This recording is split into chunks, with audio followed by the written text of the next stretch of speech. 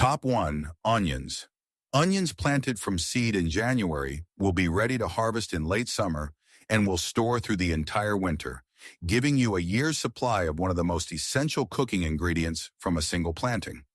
While most people plant onion sets in spring because it's easier, starting from seed in January produces bigger bulbs that store longer and cost a fraction of the price. Sow onion seeds indoors in seed trays filled with good potting mix. Keep them at around 65°F near a sunny window. When the seedlings develop their second leaf about half an inch long, prick them out into another tray, spacing them 2 inches apart.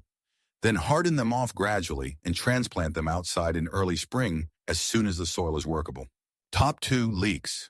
Leeks started in January will grow as thick as your arm by fall and will stand in the garden through winter, providing fresh vegetables when almost nothing else is available, which makes them one of the most valuable crops for year-round self-sufficiency.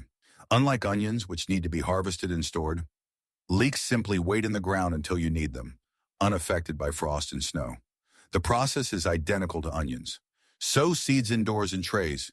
Keep them warm and moist. Prick out when large enough to handle. Transplant outside when the weather permits. But leeks need deeper planting than onions because you're growing them for the long white shaft. When you transplant them, make a deep hole with a dibber, drop the leek seedling in, and simply water it without filling the hole with soil. These first 2 crops, onions and leeks, are the foundation of food security because they store for months and you use them in almost every meal. Starting them now instead of waiting for spring means the difference between running out in February and having your own supply until next harvest. Top 3. Tomatoes. The last week of January is the perfect time to start tomatoes indoors if you have a greenhouse or sunny window, because tomatoes need 8 to 10 weeks of indoor growing before they can be transplanted outside after the last frost. Starting them now means you'll have fruit in early summer instead of waiting until August when everyone else's tomatoes finally ripen. Sow seeds in small pots or seed trays filled with seed starting mix. Keep them at 70°F during the day and 65 at night. Provide as much light as possible. When the seedlings develop their first true leaves, transplant them into individual 4-inch pots. Then gradually harden them off in late spring before moving them to the garden or greenhouse where they'll produce for months. Top 4. Cauliflower. Cauliflower sown in January will be ready to harvest in early summer, filling the gap between spring greens and summer vegetables. While cauliflower has a reputation for being difficult, the secret is simply starting it at the right time indoors and never letting it stop growing.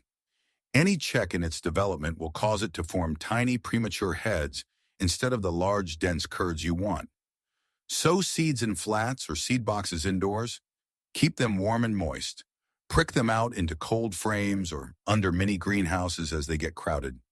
Keep sowing more seed every few weeks so you have a continuous supply rather than a glut all at once. Then transplant them outside when they're large enough to handle, spacing them 18 inches apart in rich, well-manured soil. Top 5. Lettuce. Winter. Lettuce varieties sown in January in a cold frame or unheated greenhouse will provide fresh salads in early spring when lettuce in stores costs $4 a head. Unlike summer lettuce, which bolts in hot weather, winter varieties are bred to tolerate cold and will grow slowly but steadily through the darkest months, ready to harvest just as your body craves fresh greens after a winter of stored root vegetables. Sow seeds thinly in rows or broadcast them across a bed. Barely cover them with soil because lettuce needs light to germinate. Keep the moisture moist but not waterlogged. Thin the seedlings to about 6 inches apart or harvest them as baby greens and let the remaining plants fill in the gaps. Top 6. Celery. Celery started in January will be ready for harvest in late summer and fall.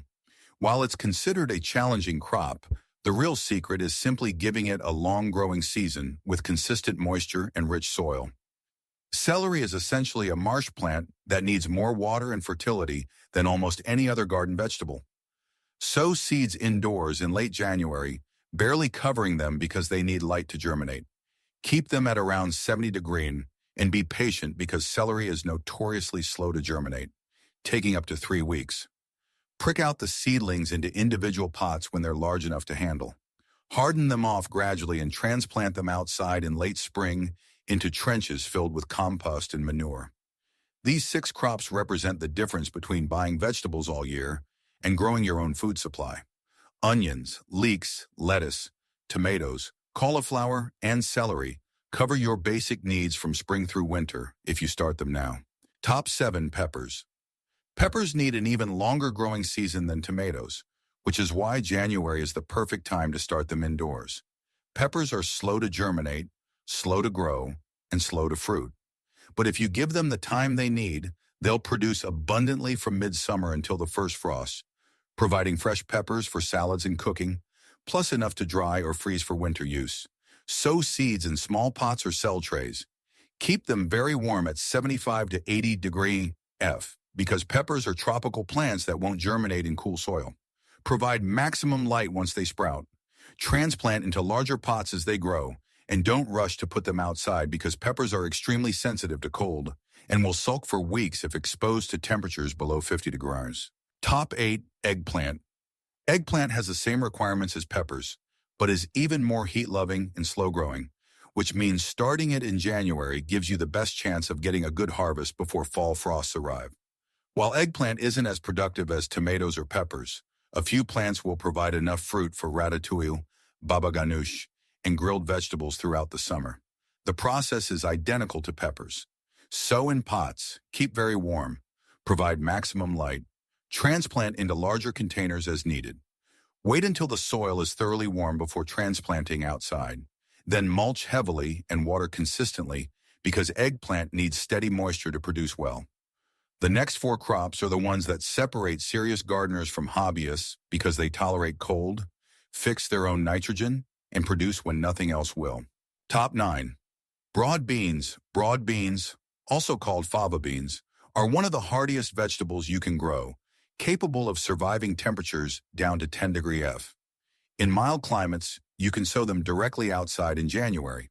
In colder areas, you can start them in pots in a cold frame and transplant them out in early spring, giving you a crop of fresh beans in late spring or early summer when nothing else is producing yet. Sow seeds 2 inches deep and 6 inches apart in double rows, or start them in deep pots to avoid disturbing the roots when transplanting. Broad beans fix their own nitrogen from the air through bacteria in their root nodules, which means they actually improve your soil while they grow. After you harvest the beans, you can cut the plants off at ground level and leave the nitrogen-rich roots in the soil to feed the next crop. Top 10. Peas.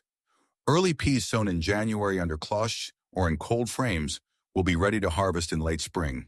There's nothing quite like the taste of fresh peas picked straight from the vine, so sweet and tender that they rarely make it from the garden to the kitchen because you eat them all while you're picking them. Sow seeds 2 inches deep and 2 inches apart in double rows, or use the deep bed method and scatter them 6 inches apart across the bed. Provide some kind of support for them to climb because even dwarf varieties produce better with support.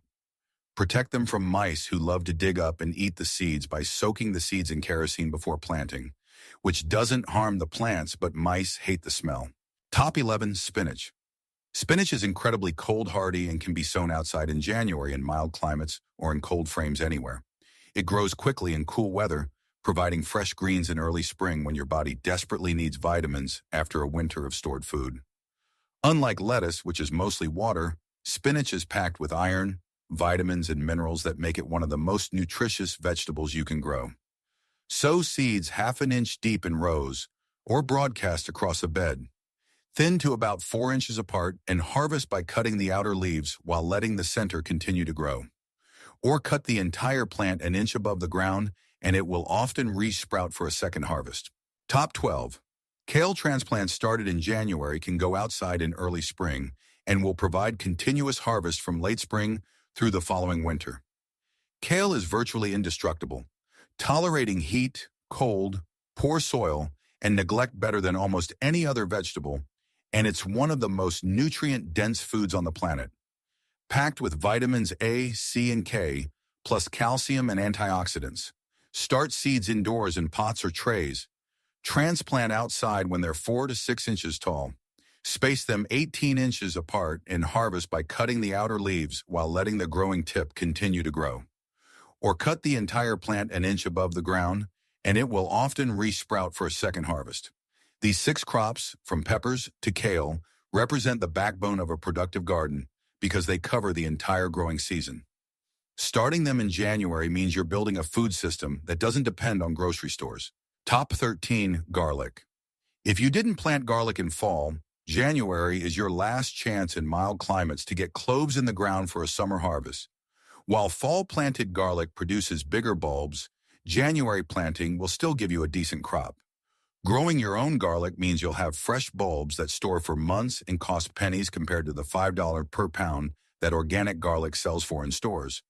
Break apart a bulb into individual cloves. Plant them 2 inches deep and 6 inches apart with the pointed end up. Mulch heavily with straw or leaves and let them grow through spring and early summer. Harvest when the lower leaves turn brown and dry. Cure them in a shaded, airy place for a few weeks and store in a cool, dry location where they'll keep until the following spring. Top 14. Shallots. Shallots are planted the same way as garlic but produce clusters of small onion-like bulbs that have a milder, sweeter flavor, perfect for cooking, and they store even better than onions, often keeping for a full year in proper conditions, which makes them an essential crop for self-sufficiency. Plant individual shallot bulbs in January, spacing them 6 inches apart, barely covering them with soil so the tips are still visible, and they'll grow through spring and summer, multiplying into clusters of 6 to 12 bulbs per original bulb planted. Harvest when the tops die back, cure them like garlic and store in a cool, dry, dark place.